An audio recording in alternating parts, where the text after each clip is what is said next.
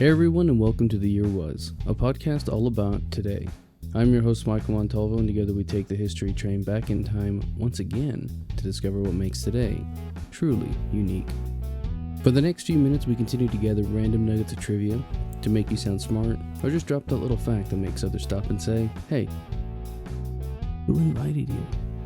Like, seriously, why are you here? On this episode, we examine the events that occurred today, August 28th. I ran into a few cool facts today that were pretty interesting to me, and since this is my birthday week, I thought I would have a little bit of fun and do a report on a few topics. The first topic this week is about something that sometimes affects the area that I live. We're at the lower end of the tornado alley, and as such, I've been close to a fair amount of tornadoes in my time. The year was 1884, and on this day, one of the first known photographs of a tornado was taken by F.N. Robinson. The photo was taken near Howard, South Dakota, and depicts a tornado reaching down from a large storm cloud with two smaller tornadoes growing out of the sides. This photo was taken at a time when cameras needed long exposure times and still subjects. Box cameras like the one used in order to take this photo required up to 10 minutes of exposure time, so you can imagine what it was like to capture it. The storm system depicted killed 6 people and countless livestock, destroying buildings all along its path. But what's interesting is that Robinson later went on to doctor his photo so it could eventually be sold as a postcard. Now, that's a bad thing that happened on August 28th, but not only bad things happened. The year was 1963, and on this day, Martin Luther King Jr. addressed civil rights marchers at the Lincoln Memorial in Washington, D.C., and delivered his I Have a Dream speech. In the first of 2 repeated topics this week, Martin Luther King Jr. was, and still is, an inspiration to millions. In his now iconic speech, he urged for Americans to make real the promise of democracy. I'm happy to join with you today in what will go down in history as the greatest demonstration for freedom in the history of our nation. And it was.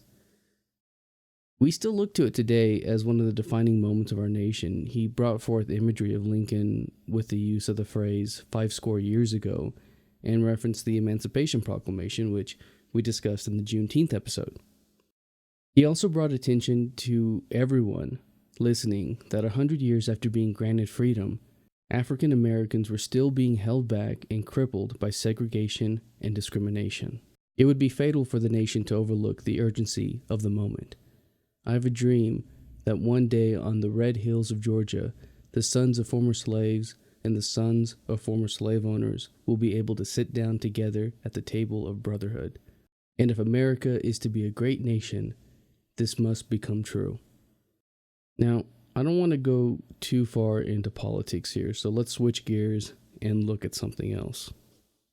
The year was 1981, and on this day, John Hinckley Jr. pled innocent to shooting U.S. President Ronald Reagan in the lung during an assassination attempt. To understand why this happened, let's look at John Hinckley Jr. Born in Ardmore, Oklahoma, May 29, 1955, Hinckley had a seemingly normal childhood. He was a good student and did well in sports, and he went to Texas Tech University, but quit college and moved to California in 1976. Hinckley moved to Colorado but drifted from Texas to California, and it was during this time that he became obsessed with the 1976 film Taxi Driver, which, if you don't know, starred Robert De Niro and Jodie Foster. In the film, De Niro plays a cabbie who wants to save a young prostitute, played by Foster, and stalks a presidential candidate. The article I read says that Hinckley saw the film 15 times, which I guess is a bit more impressive for the time without home video, but I could name a few movies that I've seen many times, and I've still yet to travel to 1955. So Hinckley became obsessed with the movie, and in the process became obsessed with Foster. He bought his first gun in 1979, although more would come later, and he began to struggle psychologically, writing, "My nervous system is shot. I take heavy medication for it, which doesn't seem to do much good." In 1980, he moved back with his parents in Colorado and received some psychiatric treatment. Still obsessed with Foster, though, he made several attempts to contact her and actually got her on the phone twice, where she rejected him. And then the idea hit him that in order to win over Foster, he had to kill the president. He first set his eyes on Jimmy Carter, but after a failed attempt, he turned his attention to the next elected president, Ronald Reagan. The actor? Who's the vice president? Jerry Lewis? That's a bit of Back to the Future for everybody. Sorry, that's not really appropriate, I don't think. So on March 30th, 1981, Hinckley shot Reagan and 3 other men as they left the Washington Hilton Hotel in Washington, D.C. after giving a speech. Did you hear that whistle right there? Press Secretary James Brady was shot in the head and was the most severely wounded. One bullet hit Reagan in the lung, only narrowly missing his heart. Reagan was rushed to the hospital but was still able to walk and reportedly told his wife Nancy, "Honey, I forgot to duck." Hinckley was taken into custody and explained that the assassination attempt was an unprecedented demonstration of love and compared his love with Jodie Foster as that of Romeo and Juliet. He pled innocent, but was found not guilty by reason of insanity and was sent to a psychiatric facility until his release in 2016. Now, while he has been released, his travel is restricted, and he must provide authorities access to his computer browsing history. Jodie Foster was said to be horrified after being told that John Hinckley Jr. was being released. You know, since I've started doing this podcast, someone who I've run into time and time again was someone featured in the very first episode. Do you guys remember William Herschal? And did you know that he did more than just look at Uranus? It's totally true. But as you might not know, the year was 1789, and on this day, August 28th, he discovered Saturn's moon, Enceladus.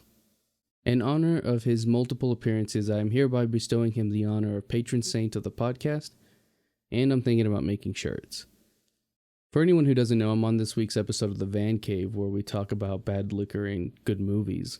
I'll link below, so if you have time, check it out. But that's going to do it for us today. If you're watching this on YouTube, you can find an audio version on iTunes, Podbean, Spotify, and Google Play. Pretty much anywhere you get your podcast, links in the description. If you like the podcast and want to hear more, give us a rate and a review. That helps me out and lets me know what direction to keep this going in. And hey, if you liked it, share it with a friend. They might like it too. You can find me on social media and at YouTube at the Apple Cider Club. And as always, I want to thank the Tim Kratz Band for our musical theme. And thank you for listening. We'll see you next time.